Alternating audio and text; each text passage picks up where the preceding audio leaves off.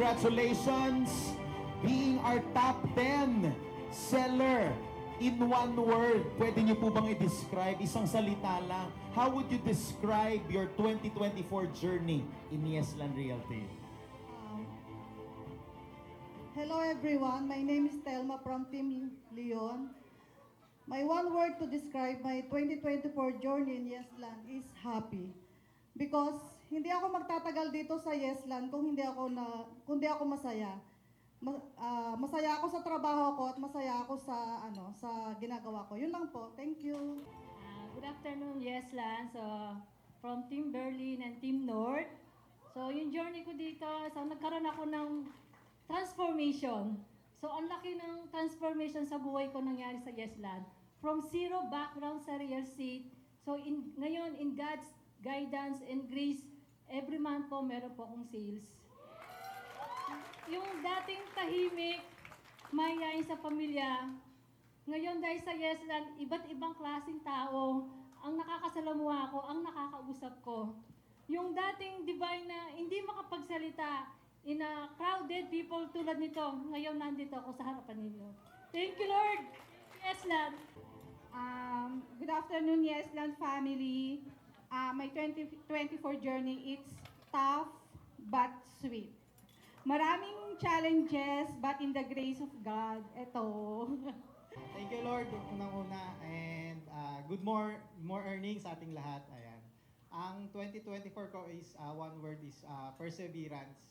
Talagang ang daming pinagdadaanan ngayong taon na to, pero ang masabi ko lang talaga, let's persevere and tuloy lang tayo. Good morning, Yesland family! Kuya Rod po ito from Team Jerusalem. Ayan. So sa akin yung word ko is resilient development. Ito yung ability ko to grow and succeed sa industry na to despite ng mga challenges and obstacles. Good morning, Yesland family!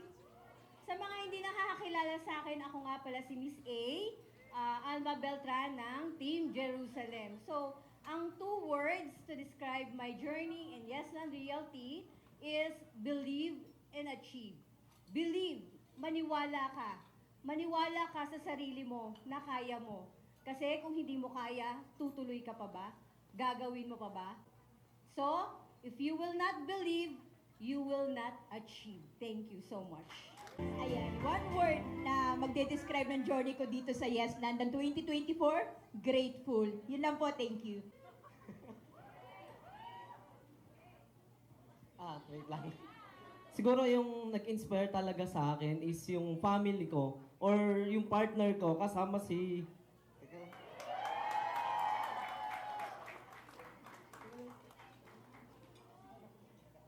Tsaka yung baby ko.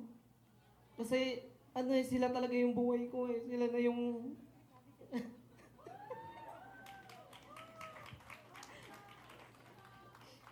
Kumbaga nawala ako.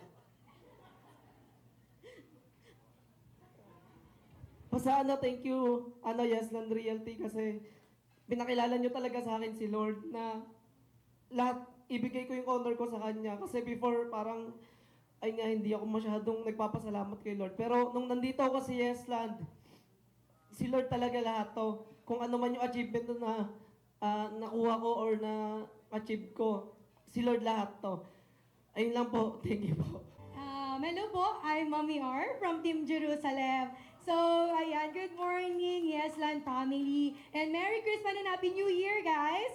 Ayan, so, ang nagbibigay lang naman po na inspirasyon sa akin is yung mga taong sumusuporta rin po sa akin para ma-achieve ko po yung goal ko. So, at ang masasabi ko lang po na inspiring stories namin is almost half a year na po kami nag-start. No? Pero hindi po naging hadlang sa aming mag-asawa yung dahilan na okay lang yan, kanila na lang yan kasi kami naman half a year pa lang naman kami nag-start so baka hindi pa para sa amin. Hindi, yun yung naging challenge po sa amin. So kaya kung kaya namin, kaya namin dito, kaya namin, kaya nyo din po yung ginawa namin. That's all. Thank you so much. Anong message mo sa lahat? What inspired you? Sino ang nag-inspire sa'yo in achieving this goal in YLR? Hello everyone! I'm your home baddie, Jory Villa. Thank you, Lord! First of all, thank you, Lord. Salamat po sa mga blessings na binigay ninyo sa amin. Yung iba po dito, hindi namin hiniling pero binigay niya po sa amin and pinaranas niya sa amin. Salamat, syempre, sa asawa ko na walang sawang sumusuporta sa akin. May number 1 fan, may number 1 supporter. Be, thank you for allowing me to grow and to learn in life.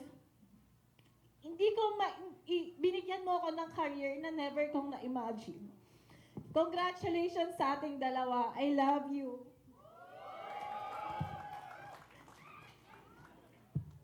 Sa mga magulang namin ni Mike na walang sawang sumusuporta sa amin, sa mama niya, sa magulang ko, na kapag kailangan kong mag-assist ng clients or mag-tripping, inaasikaso nila yung dalawa kong anak. At syempre, si Mama Beth and si Papa Jel, ang magulang namin dito sa real estate. Na walang sawang sumuporta at ginaid kami ni Mike. Maraming salamat, Papa Jel and Mama Beth. Maraming salamat sa pag-intindi, pagsuporta sa amin. Dahil sa inyo, thank you Lord, nakilala namin si Yesland. Wala kayong ibang hinangad sa amin, kundi yung mapabuti kami talaga. Kay Broker Nikki, kay Broker Richard, salamat po. Kasi totoo nga, sabi ni Broker Nikki, totoong words are powerful, dream boards are powerful. Thank you, Broker Nikki, sa pagiging ate namin, sa pag-inspired sa aming mga Gen Z and sa lahat ng Yesland. No judgment, lahat ng sinasabi mo para sa ikauunlad naming lahat. Thank you, we love you so much. Kaya naman po kung nakaya namin, I'm sure kayang-kaya nyo rin po and mas gagalingan pa po natin next year. 1 year of hard work, consistency, and faith in God kung si Yesland transforming lives one home at a time. Kay Lord, transforming dreams into reality. Thank you and congratulations, Yesland!